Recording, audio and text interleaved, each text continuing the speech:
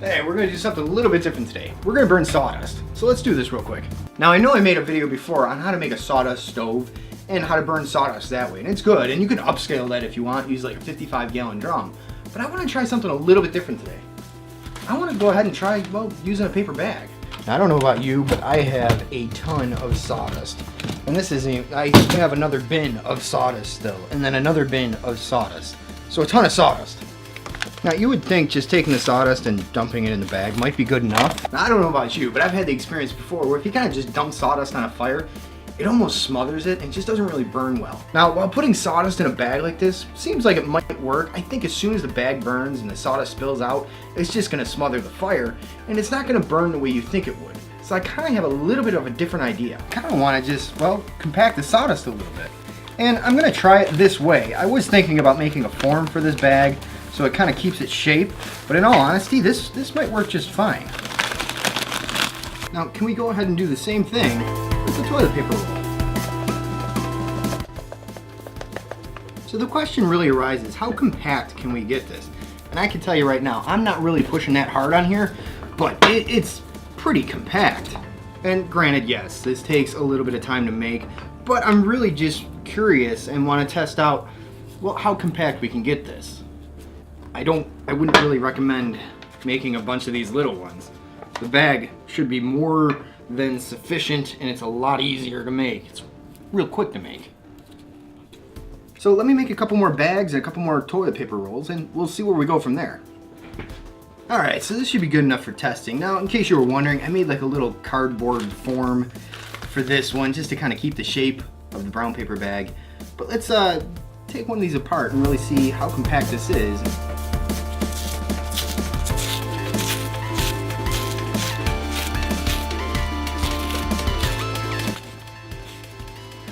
That's pretty compact. I mean, it's not terrible, but once it starts burning, I think it might do all right. The only thing we can do is test it out and see how it does. All right, now the fun part. Let's go grab some marshmallows, some hot dogs, and let's start a fire and see how this stuff burns. Now, really, just to prove proof of concept to see if this sawdust really burns, we just need to start a fire by any means necessary. It's not a test of your fire lighting skills or anything like that. So we're gonna use just dryer lint and, well, we'll use a fire striker or a lighter. It doesn't really matter.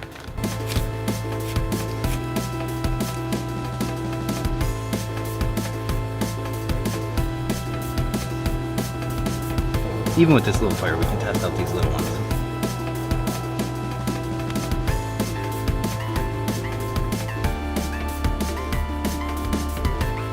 It's working pretty good. We need to build up the fire just a little bit to get the bags.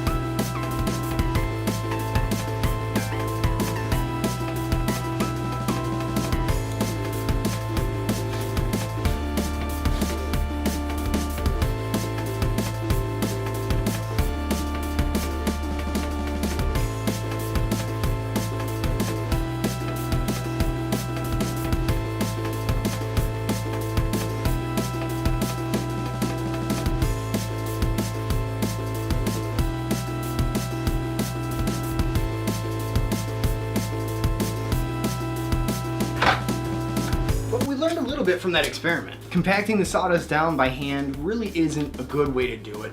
You can't get it compacted enough to really have any benefit to it.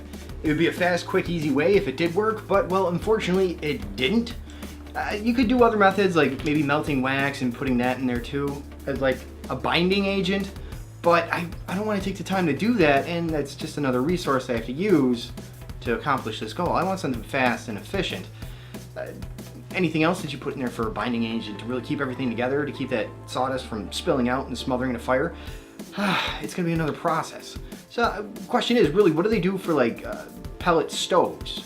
They gotta do something like compact that stuff, those pellets like crazy. I mean, as far as I know, those pellets are just sawdust, finely compacted. Now, the little toilet paper rolled tubes compacted a little bit better, they worked better, but they're going to take a lot longer to use the sawdust up. Using the bag would be the best way if it worked, and unfortunately it didn't. You saw just as soon as that bag started to start a fire, the sawdust spilled out, smothered the fire, and that's what it usually does when I try to just throw sawdust on the fire. Don't forget, there's 3 legs to the fire triangle. You need fuel, you need heat, and oxygen, and unfortunately throwing that sawdust on there kind of kills the oxygen for the fire. Making the sawdust stove does work well, and if you used a larger like coffee can, I don't even know if you can get a coffee can, or like a big, huge soup can or something. I mean like huge. It'd be more efficient and easier to use, and you probably get a higher temperature making a huge sawdust stove. We'll have to test that out. But still, there's got to be another way to burn this sawdust that's effective where you can do it at home and easy. We'll figure it out. Other than that, I think we're kind of done today. I'll see you on the next one.